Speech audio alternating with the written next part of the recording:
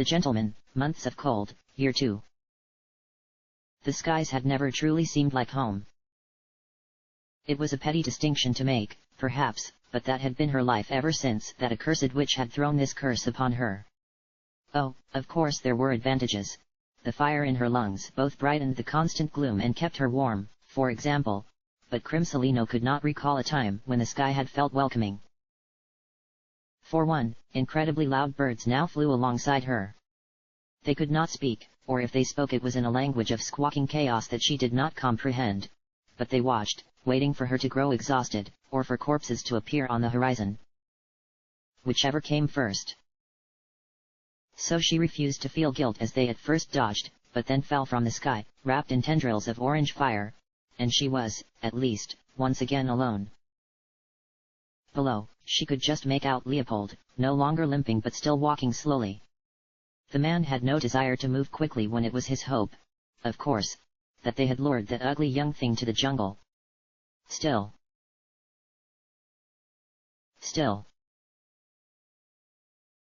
Crimsolino had hoped to avoid drawing any others into this. Already, it had gone too far, and she knew it would not stop until the world was no longer recognizable, but perhaps that was what he wanted. Snarling to the empty sky, she wondered how anyone could be so droll, and slowly sank down from the covering clouds as the familiar yell of Leopold's voice caught her attention. Very good, Mammon. But I want you to try to think more carefully. Lower and darker. Certainly you're no stranger to dark and disgusting tunnels. Try to imagine them. We're not interested in whoever left this here, though I must confess I'm quite happy with the results. Mammon had lugged back someone's briefcase. Made of animal leather, perhaps. And dyed a bluish black. The inside had been stuffed with parchment paper covering several treasures, several coins of unknown origin, a small leather case with several cards, a plush animal toy. And Crimsolino couldn't determine what the animal was supposed to be, for how bland it looked, and a syringe of something, half empty and likely contaminated by the brine throughout the case. Dear Mammon! What a find! Would you care to tell me where you found this? He looked grateful to not be alone with Leopold. They had developed the strategy of never trying to confront the man alone, and it had worked well so far, after all.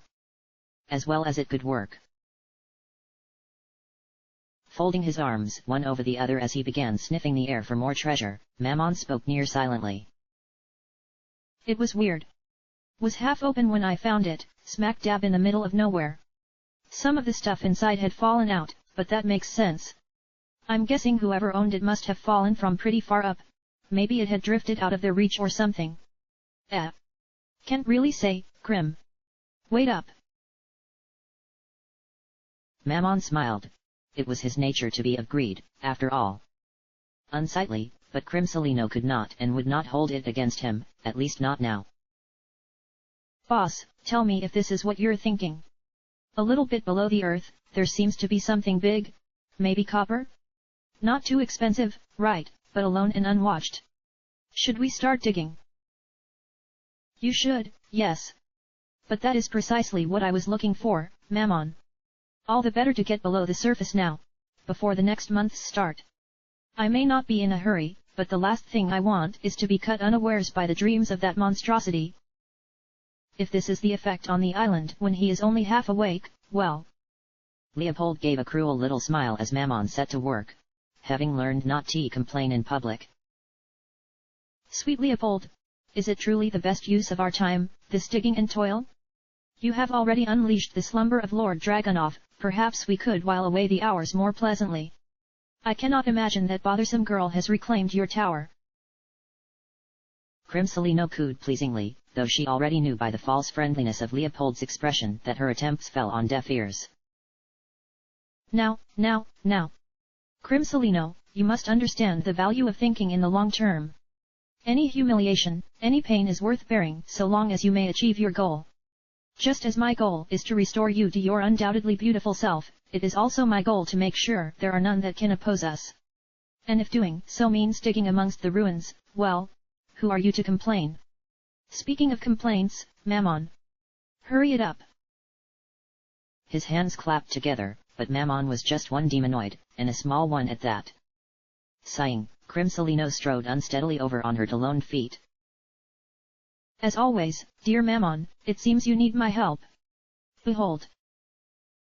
Mammon, who was clearly exhausted, but not exhausted enough to look bemusedly amused at her antics, stopped digging around in the cold soil as Crimsolino exhaled fire into the sky, and then along the ground, stopping only to dig as her sharp beak tore into the earth. It was admirably fast, and she was quite proud, right until she hit stone. Ow ow ow ow ow, son of a... Several unladylike curses later, Crimsolino had resolved to let Mammon continue his work in solitary, though he had thanked her quietly enough. And perhaps fortunately. Ah, my little servants. Welcome back. Do you bring any news? Leopold outstretched his arms paternally as the familiar white blobs that seemed to follow him and act on his will detached from the earth and gathered around them. Perhaps white was the wrong term. They were almost translucent, almost colorless.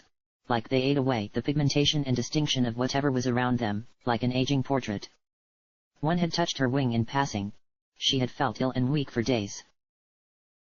They did not speak, but washed over him. And his eyes closed, Leopold seemed to understand them all the same. Well. It appears we were good to leave the easterly shores. That blasted girl playing at being a soldier looks set to continue interfering, though she doesn't understand how these creations work, at least yet. More to the point, someone else seems to have set up a cavernous set of homes. Curious, that, isn't it, Crimsolino? He knew. Of course he knew, but he knew everything. She had probably given it away in the dilation of an eye, or the nervous beginning of a laugh, or an attempt to look too neutral. Stupid, stupid. Very curious, sweet Leopold. Perhaps that will prove useful for finding the other one. Lazarus, it is. To her relief, he looked quite pleased. Precisely. Glad to hear you and I are thinking on the same wavelength, oh Duchess. I would rather not get close to that one if it can be helped, and if someone is so foolish as to harvest hopes of living amongst the soil and stone, I certainly wish them the very best. His lips were dry, and he licked them clean. Crimsolino turned away. Mammon was watching Leopold with a near undisguised disdain, which he at least managed to hide as he saw her worried face. Boss. Can you get those guys working on this? I'm not trying to put the three of us down, but you're uninterested in labor. Crimsolino doesn't have the right tools, and I'm me. It'd be faster to have their help, much faster. Looking surprised, Leopold muttered something under his breath. The formless creatures wiggled, gelatin-like, and then dove into the earth, scattering stone and earth everywhere. It was, not that she wanted to admit it, kind of cool. Well, I'll be darned. Look at them go. Do they eat that stuff? Do they even eat? I don't know, Leopold confessed, stroking his beard. Perhaps, but if they do it's likely my life they're consuming. Given how I'm leeching off of Dragunov at the moment, it should be sustainable. I think they just move with whatever emotion or direction I give to them. They aren't like any demon I have met before, yourself included, they have no primordial reason for being, nor are they sentient. I think. Mammon gulped. Not to criticize you too much, Leo, but... just be careful, all right. I mean, every other word you said there sounded dangerously like it could end in a... I didn't know they resented it, but they had grown hungry for the blood of men. Flee. Flee. Grugly arg. Laughing, Crimsolino fanned herself off with one wing, taking care to try and hide her amusement from Mammon's sheepish expression. And what in the heavens is that? Is that your impression of sweet Leopold? It sounds nothing like him. To her surprise, Leopold didn't look enraged or even angrily courteous, and in fact actually seemed on the verge of laughter himself. Mammon. The pickled brain of Dr. Irregulary, correct? The demon grinned from ear to ear, fist hitting his palm. Right on. We had a lot of spare time back home, when we weren't looking out for that one guy. The one you two saw. Kinda big, kinda... I don't know how to say this. Intense. Sunglasses in broad daylight. Somehow, everyone knew exactly whom Mammon was talking about, if their almost synchronized nods of acknowledgement were any indication. Yeah, well. One of the things at a premium was entertainment. So in between exchanging it for things of equal value, like permits that ended up guaranteeing not having to babysit a certain man-child, I ended up watching a lot. Anyway, where I was going with this, boss. Don't pull a Dr. Irregularly on us, okay? But wasn't it actually Foolstrom who was the villain?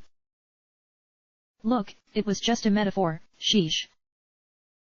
Crimsolino, deciding that it was some sort of bickering she had no interest in, stared down into the depths of the hole that the featureless beings, she rather liked that, the featureless, had dug. It was jagged, but with several handholds for the humanoids. Of course they were all but useless to her, and there was little wing room for flight. Fantastic, simply fantastic. Nevertheless, I'm not sure, but I think your servants have stopped, or at least it's as good a time as any to begin traversing these tunnels. In what order should we go? No sooner had she finished than Leopold had carefully strapped his cane to his side and began to climb down the shaft, face an unpleasant rictus. I shall go first, then you, and then Mammon. Just in case either of you had any plans to stay topside, I think this order makes the most sense. And of course, in any other circumstance I'd quite enjoy it, but alas, no time. Laughing to himself, Leopold vanished into the darkness, and Crimsolino watched him go with a seething anger. She felt Mammon's hand on her back, but brushed it off with an arrogant hiss as she attempted to use her talons to climb down the tunnel. It was annoying. She appreciated it, she really did, but it was impossible for her to say how much so.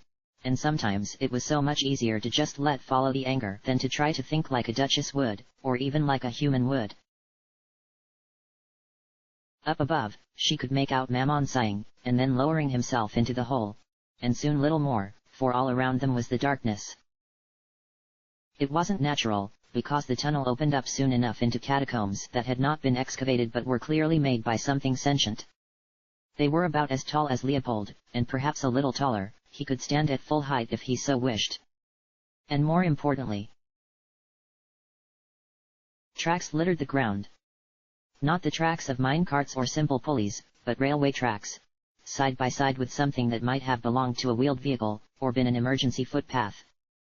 The tracks and road alike were littered with yellowing pieces of paper, advertisements, and notices from ages long since past, and while they were not especially tall, the tunnels were wide enough to easily fit the three side by side, even spaced out amongst themselves. Mammon whistled as he made the way down, arms crossed and expression set. Looks like someone here had a really bad time of it. Probably a lot of people, I guess. Did you expect something like this, boss? Maybe Leopold did. It was hard to tell when he was focused on other things, elsewhere, like he was now. Damnation, I was certain that... Oh, never mind. Mammon. Can you detect that copper chest you found earlier? Closing his eyes, Mammon tapped his nose and began sniffing the stale air, coughing several times as he did. This place must be terrible for the lungs, Crimsolino thought idly, hoping they would not dally too long. Yeah. Definitely. It's not too far, from here. I'd guess we follow the tracks forward, a bit, and there'll be a left passageway? Maybe a room. I can't tell you precisely, just give you a good indication it's there. That'll work. Most certainly. Crimsolino, if you wouldn't mind lighting our way, and be careful. Though you two have both bungled things up, as my best of friends, it would be a terrible thing for us all to die here, alone and forgotten. Laughing cheerily, Leopold set forward before Crimsolino had even started to breathe a pale, wickering fire, not wanting to exhale too much for fear of whatever lurked amongst these ruins knowing. Where had the damnable featureless ones gone? Weren't they supposed to protect Leopold?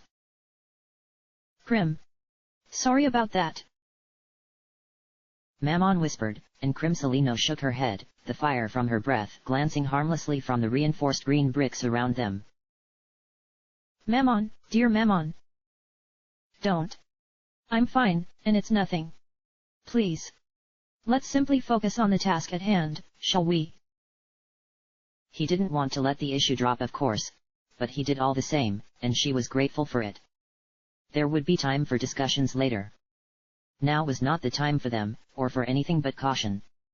And the familiar tapping of Leopold's cane did little to calm her nerves. The gloaming tunnels continued for some time, but no leftward passage materialized. What did, however, was up on what seemed to have been the roads or perhaps footpath, a door, a window on top sealed with wood and ferrous bars. Several more windows that normally would look into the building had been similarly sealed, and Leopold stared at them excitedly. Ah! Perfect! Now, the question is, how do we get in? I take it that simply ramming the door wouldn't work. Crimsolino. Attempt to burn it down, or at least burn away the bolts. She wasted no time. The first gout of flame simply caused the door's hinges to spark and turn a vivid red, Leopold frowning as she stopped, exhausted. Waiting for a few moments as the bolts rapidly cooled, the fear of repercussions making sure she did not wait too long, Crimsolino exhaled again, the fire this time a painfully bright blue that neither Mammon nor Leopold could bear to watch. The door itself began to spark and melt, and Crimsolino squawked in surprise, stepping back and shielding her beak with her wings, which proved unnecessary as the frame melted into a pile of blue goop and sludge that oozed around them and into the tracks, hissing as it cooled. Well, that was most impressive, Duchess. As ever, your talents never cease to impress me. I am oh so proud of you. Now, let's see what treasures await, Herm. Leopold pat her feathers with a youthful smile as he all but catapulted into the room, clearly more excited even than he let on. Still, Crimsolino did feel pleased with herself. Not bad, Crim. You all right? Actually, while I'm asking, does that take anything out of you? Mammon asked as he prodded the cooling wreckage of the door with a rock, which he dropped as the rock began to hiss and distort from the heat. You know, I don't actually know. It seems like I have an endless amount of the stuff, but then again, I wouldn't choose to use so much as to find out. And it certainly does become exhausting, but thank you, all the same.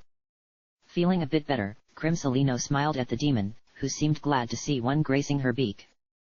Good. It wasn't good to dwell on these things, Crimsolino felt. After all, if there were at least one place where her and Leopold's beliefs intersected. The inside of the chamber was small, some sort of monitoring station perhaps, filled with detritus from before.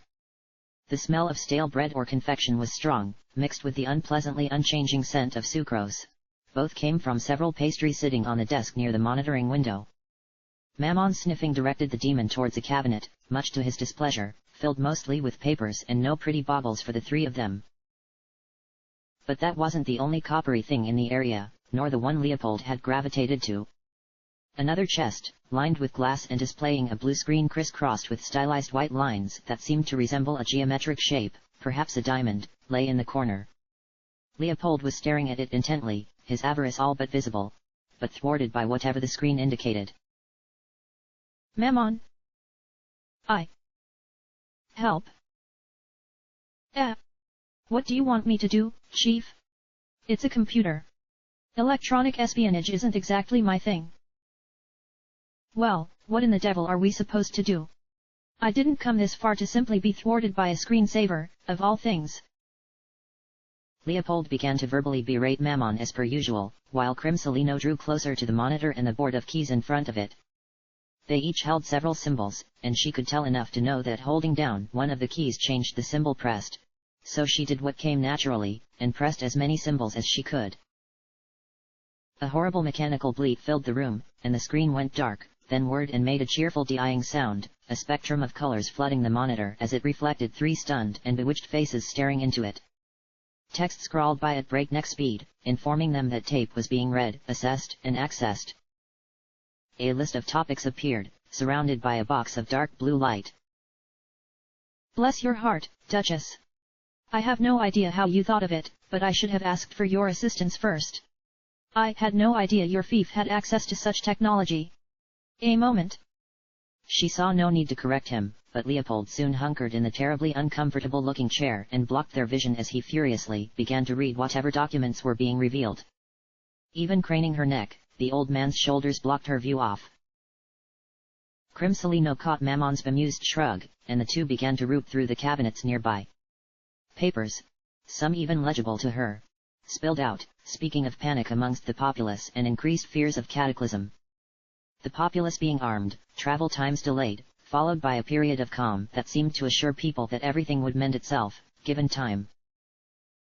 Naturally, it was the last paper, chronologically, that they could reliably date. Disappointing. Crimsolino murmured, not entirely disappointed, but still a little gloomy that there hadn't been anything nice amongst the ruins. Mammon gave her a half-hearted smile and a sad little wave of his hand. They can't all be winners, I guess. There's probably more stuff down here, though. I can't imagine that people just up and left, given how ruined the place is. And if it was sealed off. Actually. Mammon took a step into the back darkness of the room and tapped the wall, grinning. Why is it always that people seal up the walls in these places?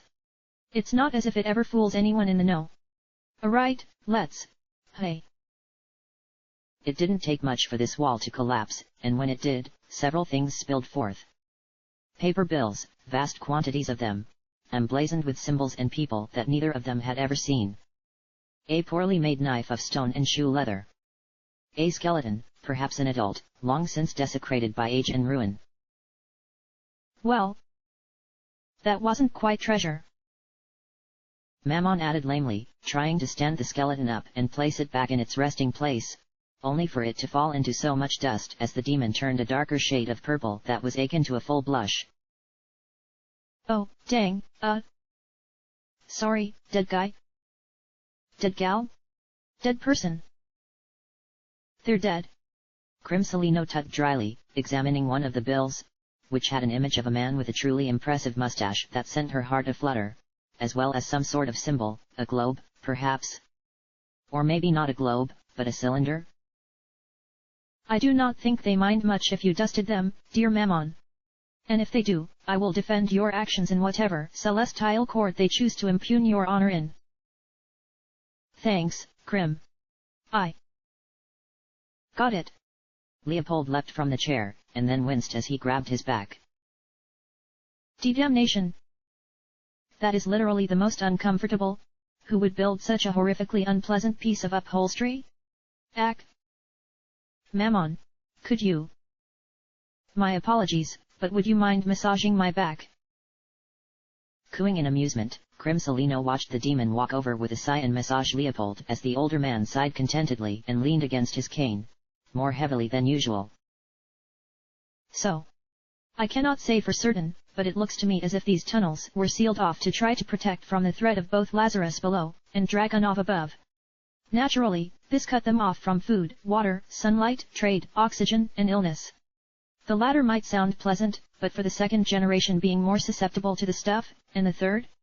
And then it sounds like someone introduced, by will or by accident, just such an illness. Ouch. How long ago was that? Hard to say, though I'd imagine at least several hundred years, and perhaps more. There are proper entrances to the tunnels around the island, but they're sealed by huge and nearly immovable floodgates. We're lucky we had my little helpers to call on. I cannot imagine anyone else being able to enter into these realms, though I suppose now we've opened the metaphorical door. Tragic. Crimsolino murmured, deep in thought. Did their liege lord do anything to prevent the madness? Surely, distribution of bread and opening of grain warehouses might have aided the first problem, and it seemed like such a society would attempt regular experiments into immunization and prevention. Ah, Crimsolino, I am afraid they were far too backwards to have a liege lord. Leopold muttered with a slight, demeaning smile she did not comprehend. And unfortunately for the tunnel dwellers, their biologists were hit hard by anger and starvation, in addition to lack of resources for experimentation purposes. A long, slow, painful death. What did you find, though, boss? I'm guessing something helpful. Very much so. A map of the upper tunnels. This should let us navigate them to the jungle entrance, and we can emerge from there, where it will be all but a skip and a jump to Dragonov's tomb. I've printed the documentation, and it should be in another station down the corridor. Locations of backup food storages are present, and though canned food and bottled water are not the providence of those such as we, I think we'll make do. Laughing joyously with the affection he showed when everything was going the way Leopold wanted it to go, the old man turned to the corridors, his two compatriots following at arm's length. The station he referred to was not barricaded at all, and had clearly been ransacked. Papers were everywhere, mostly blank and aged to the point of crunching into powder upon their foot and talon fall. A large device, still powered after all this time, finished humming and ejecting 2 sheets of paper as they arrived, much to Leopold's displeasure. Always, this happens. Can either of you explain why it always prints in 2 chunks, when it's 1 chunk on the screen? Can't it just auto-magically shrink? Despicable, simply despicable. Oh, well. Mammon. Tape. Mr. Mammon, who had been prying off parts from the things with a mixture of interest and the look of someone who knows potential profit when he saw it, nodded, and threw Leopold some blackened tape. Crimsolino had little experience with the stuff itself, but it did seem rather handy. Now taped, poorly, together, the map was fairly readable, and vast. An entire underground complex, the upper levels seemed mostly built for transport. There were also passages to the lower levels, but they had been sealed entirely with criss-crossed lines of a bright blue. Well, that doesn't look good. Let's avoid those, okay? Mammon joked, but she could tell by his face that neither he nor she felt particularly good about anything so visible on an otherwise relatively monochrome map. Fortunately, Leopold seemed to agree, nodding curtly as he rolled the map up. Indeed. And then they all went silent. Sweat began to drip off of the side of Leopold's head as he stared at the thing floating above the tracks and watching them. It was ovoid, and apparently made of blown glass, though as it watched them, its form twisted in a whir of glittering glass blades, swelling and pulsating with a vivid blue light and a whir of klaxons, its shape now rhomboid as it whirred towards them. Mammon shrieked in terror and threw himself to the tracks, nearly avoiding a bolt of blue light that tore the stone from the floor and melted the reinforced brick underneath. Crimsolino roared as she flew towards it, but her fire glanced off the mutable surface with no effect.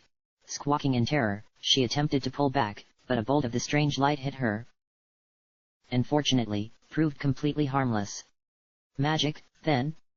And yet, it looked so mechanical.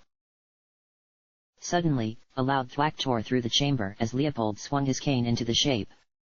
It whirred in surprise as it was vaulted out of the air and onto the tracks, skidding and whirring before exploding in a shower of sparks and blue light. The old man blinked several times in confusion, then laughed nervously. I cannot believe that actually worked. Clearly just a defensive drone of some kind, however. Mammon. Fine, boss. Just dandy.